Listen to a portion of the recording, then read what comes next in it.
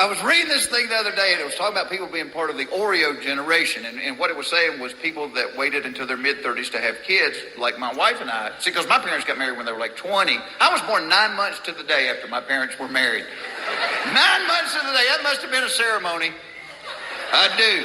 Could you turn around just 1 minute there, Reverend? But it was saying people that waited to their mid-30s, it said you're kind of an Oreo because you're raising your children and you're also raising your parents who in their elderly age are kind of reverting back to childhood. And I told my wife, I said, you know what this means? It means we've got 2 that are out of diapers and 2 that are going into them. And as bad as it was with the little ones, I can't imagine it's going to be any more fun with the big ones. I just don't want to be sitting there watching football with my father-in-law going, Ed, don't you lie to me, Ed.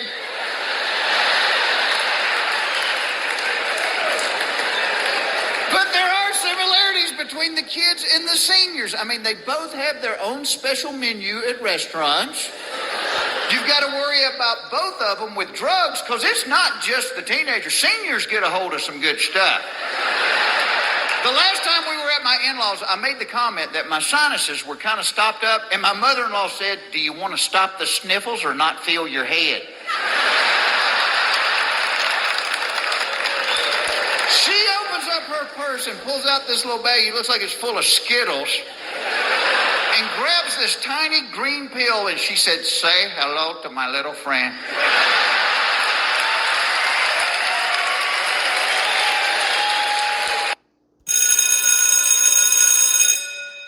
Good morning. It is Friday, May the 19th, and this is The True Conservative. Welcome to all the butchers, bakers, and candlestick makers out there. I'm Ron, your host, and the only true conservative in the United States today. So today, after the Serenity Prayer and the Star-Spangled Banner, we will have Disney, My Take, and No Free Lunch, The Rape of the Mind, and another episode of You Decide. And this will be again between CNN and Fox, and it will be about the whistleblowers. All that and more when I come back.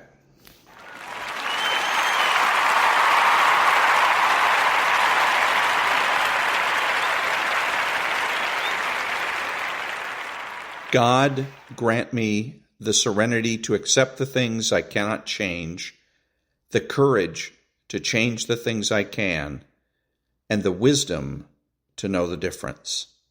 Amen.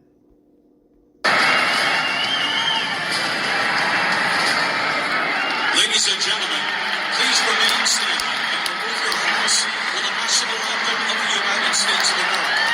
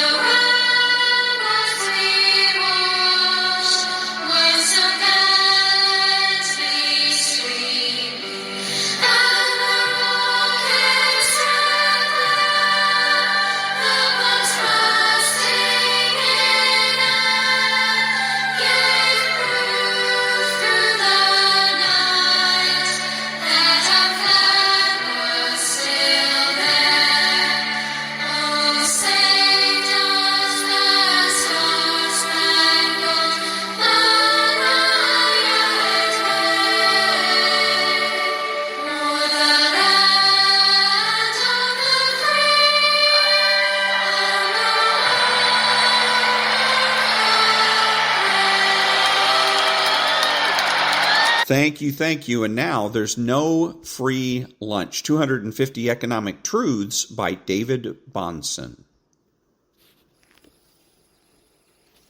Division of labor. It is the maxim of every prudent master of a family never to attempt to make at home what it will cost him more to make than to buy. What is prudence in the conduct of every private family can scarce be folly in that of a great kingdom. Adam Smith. Perhaps the most famous quote on the concept of division of labor in human history. But the message here is profound and crucial to our understanding. Out of the simplicity of this basic concept comes the complexity of specialization. And out of this complexity has come more prosperity and wealth creation than anything the world has ever seen. And that was There's No Free Lunch by David-Bahnsen. Back in a minute.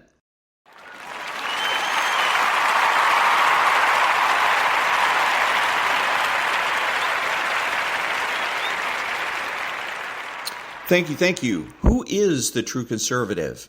He is the person that understands that conservatism is not just about politics, but culture as well. He is not selfish, but minds his own business. He acts like an adult. He is patriotic and uses common sense. He expresses what he knows and does so with absolute certainty. He makes judgments, refuses to speculate, speaks clearly and definitively, and is not afraid to say no. He's open-minded, asking why rather than why not. He is consistent, credible, and influential, not ashamed of his existence, unafraid to learn or correct his mistakes. He's a normal American, and he is better than the socialist. He's a better friend, father, brother, family member, and a better person, period. You have to know that. If you don't know with every fiber of your being that being a true conservative is best, then you're wasting your time. Back in a minute.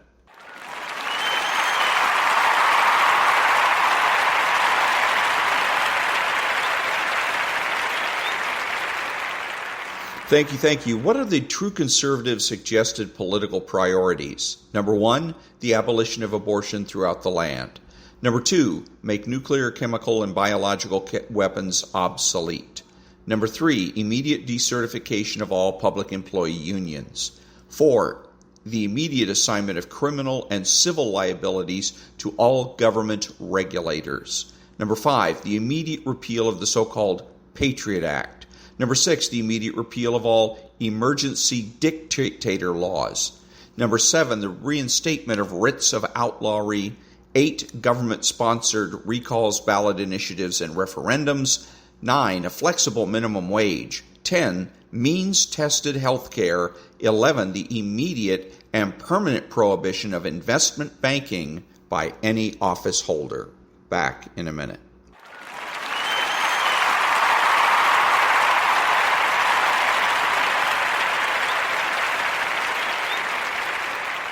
Thank you. And now from Stuart-Varney and about the fight between Disney and the state of Florida. A convenient way to kill two birds with one stone, meaning fire back at DeSantis while saving money at the same time. But, also, I need to note that Disney is the largest employer in the state, largest taxpayer in the state, and they bring in 50 million visitors to Florida each and every year. And some say this is not a smart fight for DeSantis to be picking. So, the only people that would say it's not a smart fight for DeSantis to be picking are materialists.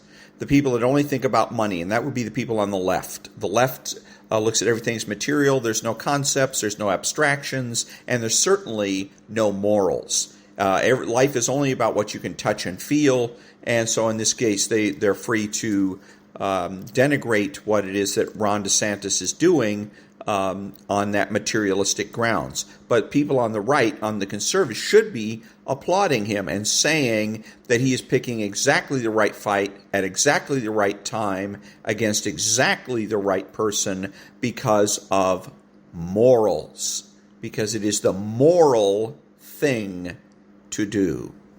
Back in a minute.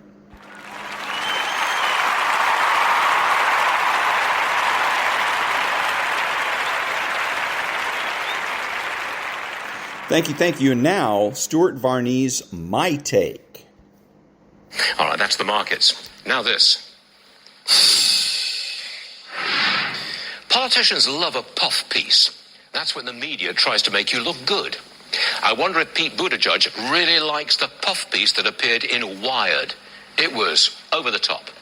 The first paragraph is pure flattery. Wow, this guy's a genius. He can discourse on the Julian versus Gregorian calendars. He can solve a Rubik's Cube in a mere 3 seconds. And then in the second paragraph, the interviewer writes this. I slowly became aware that his cabinet job requires only a modest portion of his cognitive powers. Whoa, gushing. He's a Rhodes Scholar. He has a cathedral mind. Okay, but what about trains, planes, and automobiles? He is the transportation secretary. If he's so smart, how come air travel is a mess, trains derail, and the supply chain remained unfixed while he was on 2-month paternity leave? That didn't come up in the interview. Of course it didn't. You don't put failure into a puff piece. I guess this is appearing now because the Democrats are looking for a presidential candidate other than Biden and Harris. If they're pushing an incompetent intellectual, they obviously have a very weak bench. I wonder what the president thinks about this. 2 weeks after he declares for the presidency, his own party is putting forward an alternative, and Buttigieg himself, by doing the interview, set himself up as a rival. This is the mother of all puff pieces. It's so extreme, it's almost desperate. It points to the disarray in the Democrat Party as it tries to deal with an aging president and an unpopular vice president. You see? Stuart-Varney, just getting warmed up. So, 2 words describe my response and or reaction to your editorial, Mr. Varney. Who cares?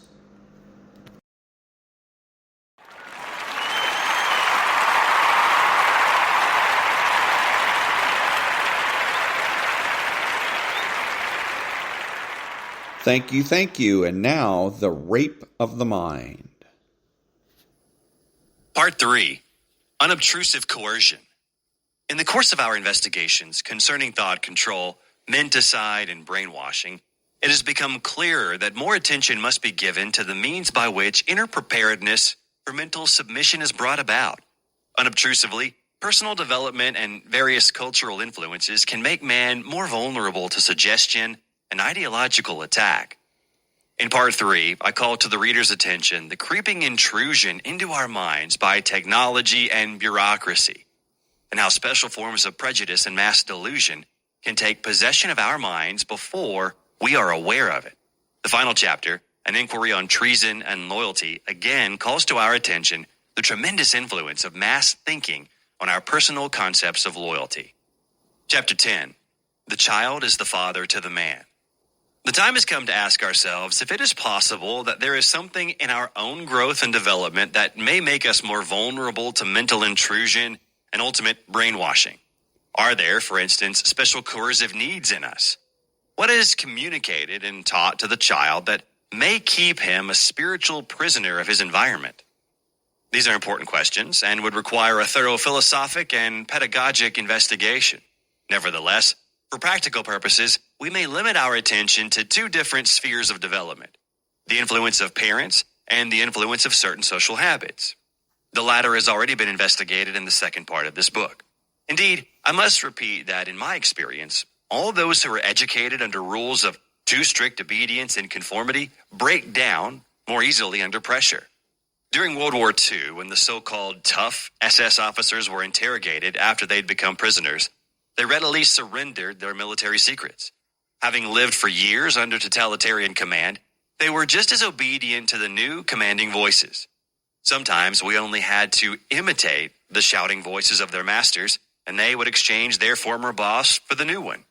For them, every command had become automatic trigger for new conforming obedience.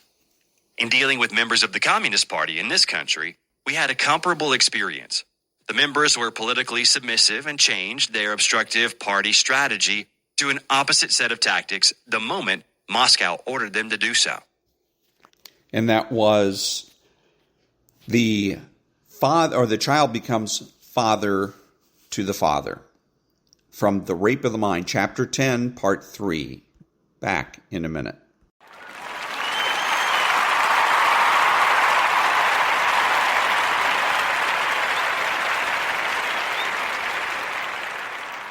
Thank you. And another episode now of You Decide. And it's, again, going to be CNN versus Fox, but this is going to be on the whistleblower issue. So the first one up is going to be CNN, and it's about 4 minutes. Congressman Jim Jordan's so-called government weaponization committee devolving into chaos. The chairman clashing with Democrats in a hearing today as some of the key witnesses in his crusade against the DOJ and the FBI face serious questions about their credibility. Mr. Chairman, these individuals have been determined not to be whistleblowers. These are not whistleblowers. They've been determined by the agency not to be whistleblowers. Are you deciding that they're whistleblowers? Yes, the law decides. Did you not listen to Mr. Levitt's testimony? Did you not read the law? The law decides that they are whistleblowers. His attorney is asserting that they are whistleblowers. Sarah Murray is out front with more on these serious questions surrounding Jordan's star witnesses. 2 FBI employees who were stripped of their security clearances. This is the kind of retaliation they have faced for coming forward and telling us the truth. Now star witnesses for Republicans as the House Judiciary Subcommittee tries to drive home the GOP narrative that the FBI is unfairly targeting conservatives. Activists in the FBI and the Department of Justice have weaponized the full weight of their agencies against everyday Americans. Democrats slammed the premise of the hearing. My colleagues on the far right are on a mission to attack, discredit, and ultimately dismantle the FBI. And question the credibility of Republicans' so-called whistleblowers. Y'all have employment grievances. That doesn't make you whistleblowers. The enumeration of grievances does not constitute whistleblower status. The hearing comes a day after the FBI said in a letter that certain FBI employees had their security clearances revoked after espousing alternate theories about the January 6 attack on the Capitol. The witnesses claim that's retaliation. It appears that I was retaliated against because I forwarded information to my superiors and others that questioned the official narrative of the events of January 6. Among the reasons FBI Staff Operations Specialist Marcus Allen had his security clearance pulled, trying to hinder investigations into January 6 rioters, the FBI wrote. The claim that I obstructed a lawful investigation is dubious, and I do not recall ever being admonished for such an infraction. His clearance was first suspended in January 2022, according to the FBI. In one email, Allen told colleagues to exercise extreme caution and discretion in pursuit of any investigative inquiries or leads pertaining to the events of January 6. He also suggested federal law enforcement infiltrated the January 6 crowd. The committee also heard today from former FBI agent Steve Friend. His clearance was suspended in September 2022 and later revoked. The FBI says Friend objected to a SWAT team arrest of a January 6 rioter, used an unauthorized flash drive to download documents from FBI computer systems, and participated in unauthorized media interviews. My whistleblowing was apolitical and in the spirit of upholding my oath. Nonetheless, the FBI cynically elected to close ranks and attack the messenger.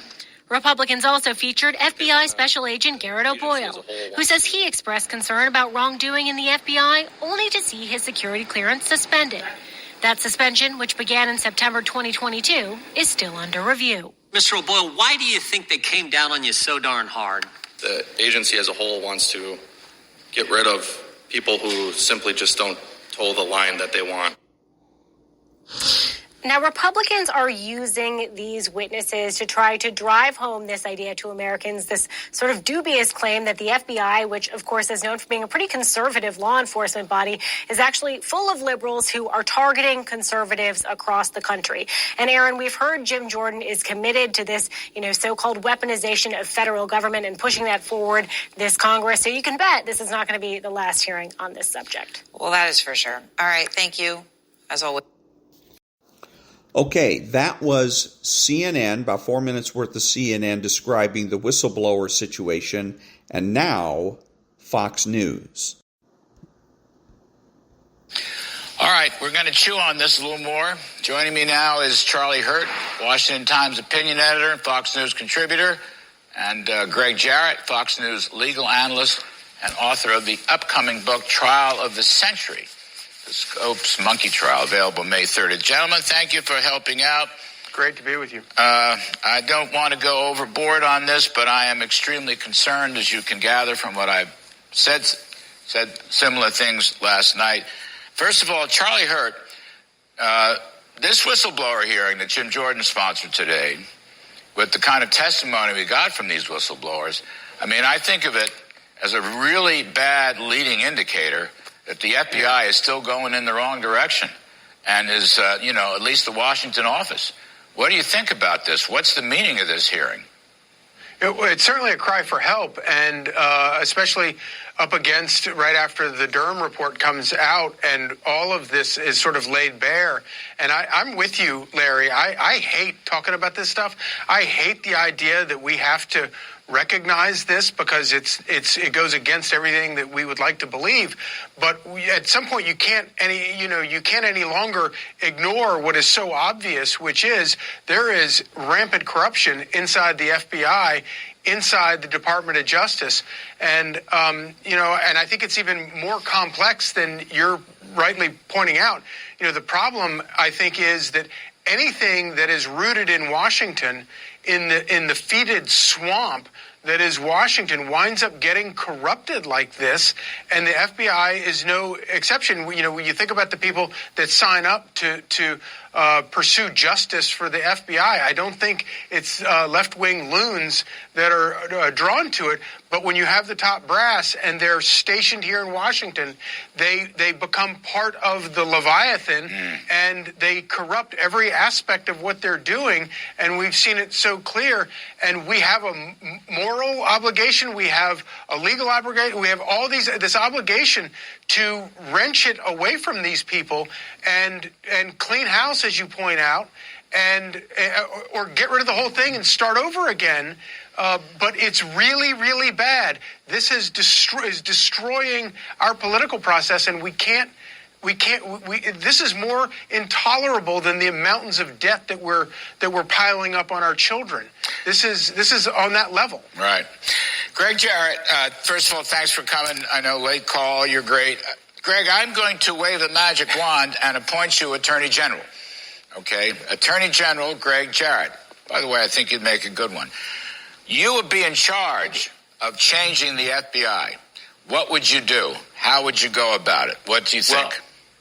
Well, I would dismantle the hierarchy and rebuild it. Isn't it ironic that the old Hoover building itself is crumbling just as the institution itself is crumbling from pervasive corruption? And we heard it today. These witnesses recounting firsthand, Larry, how FBI investigations are biased. They're tainted by politics. They cited examples. And when these brave agents complained and they resisted when they tried to do their jobs properly and objectively, there's a concept, based on evidence and not politics, they were maligned, they were frozen out, they were punished, security clearances yanked, their names sullied.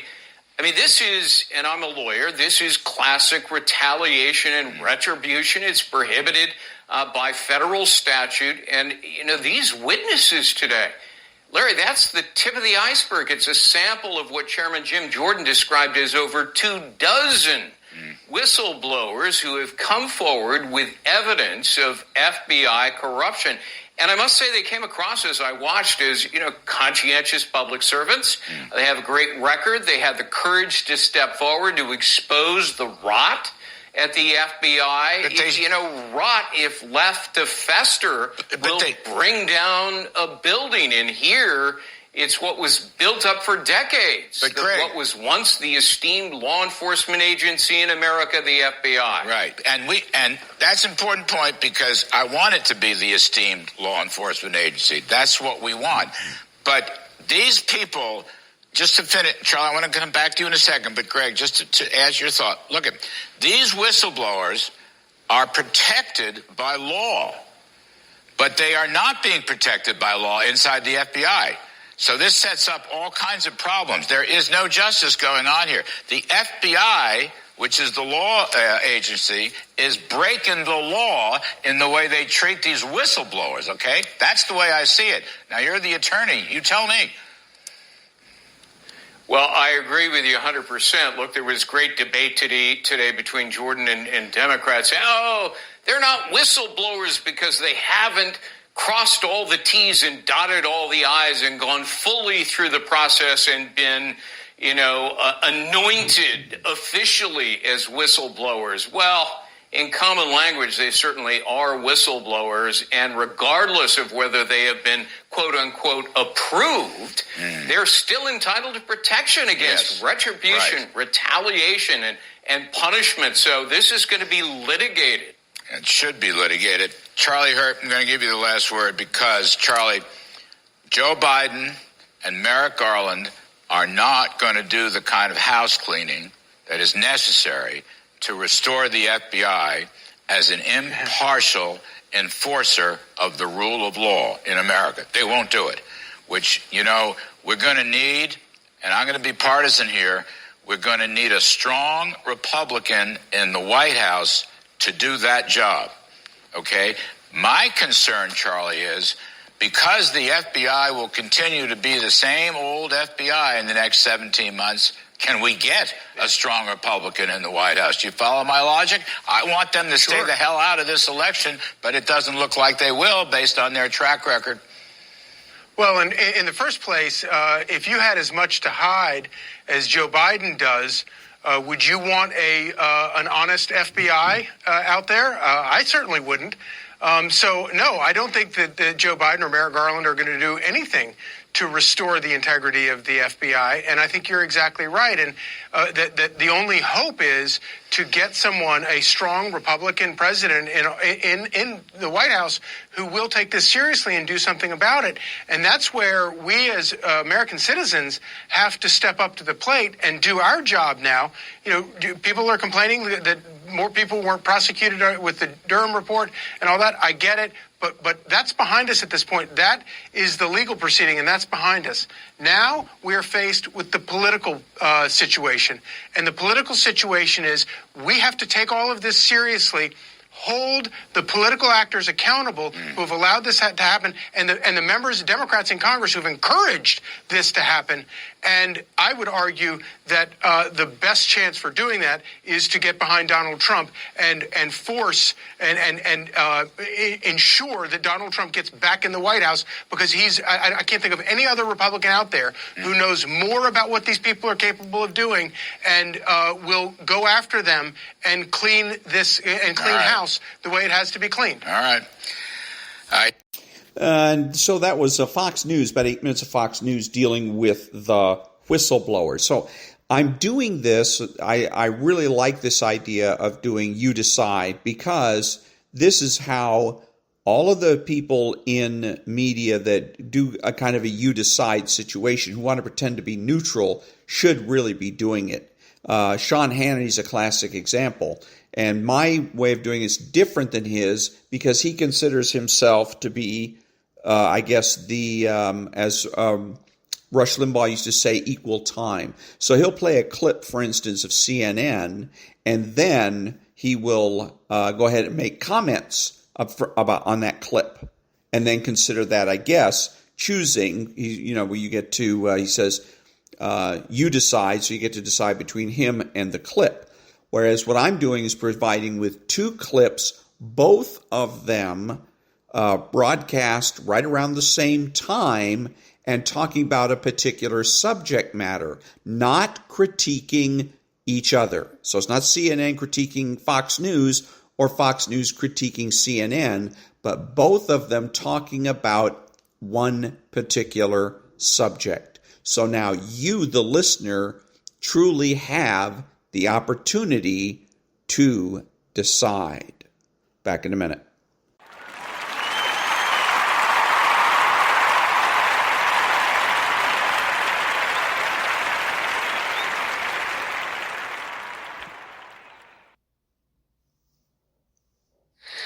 Oh, beautiful for spacious skies, for amber waves of grain, for purple mountain majesties above the fruited plain. America, America, God shed His grace on thee.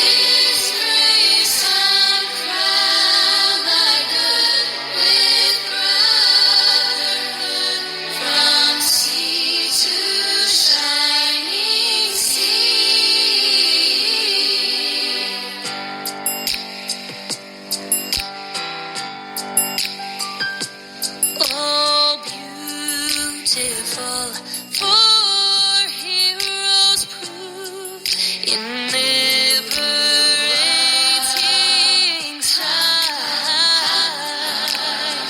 Who more than self their country loved, and mercy more than life. America, America, they got the gold refined. Till all success be nobleness, and every gain defined. Beautiful America, yeah. From sea to shining sea. Shining sea. Beautiful America, yeah. Beautiful America, yeah. From sea to shining, shining sea. Oh, beautiful formation tree that sees beyond the years. Thine alabaster cities gleam, undimmed by human tears.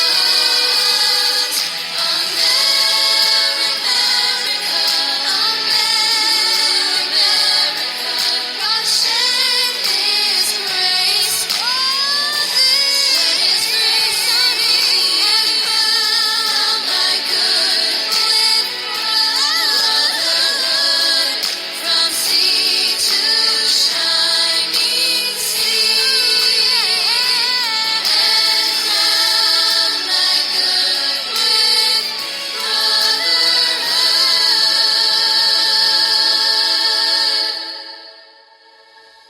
From sea to shining